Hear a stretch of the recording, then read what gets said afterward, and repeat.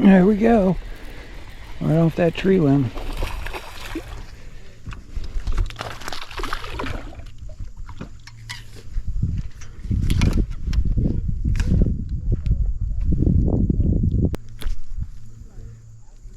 Not huge.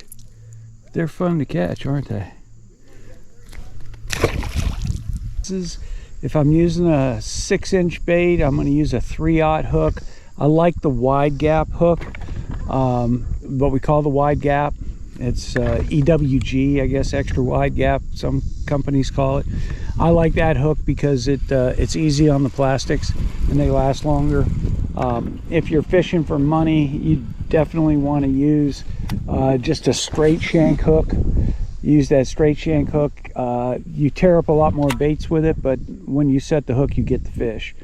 And then you have your basic offset worm hook, and they work pretty good too. They would be the second choice, but the one I like is the extra wide gap one, because you can skin hook it, stays weedless. You don't eat up a lot of plastics doing it. I'm not fishing for money, I'm just fishing for fun.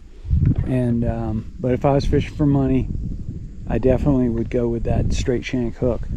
So 3/0 for 6-inch bait. For smaller baits, 4 or 5-inch baits, I go to a 2/0, and for bigger baits, I go to a 4/0. So it's 2, 3, and 4/0.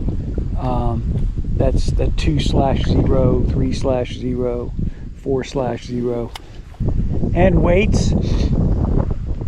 For weights, I try to go with the lightest weight I can get away with.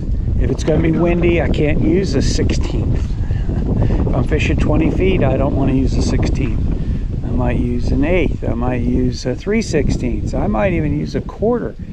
I might even use a 5/8. Do the math on all. If you're not good with fractions, you'll have to keep up with me. But you know, the heavier the weight for you beginners, use a heavier weight.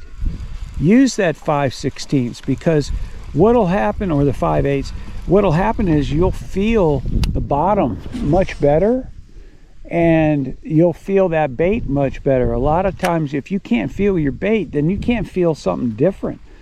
You won't be able to feel that bite if you can't feel the bait. You have no idea. It's just sort of fluttering through there.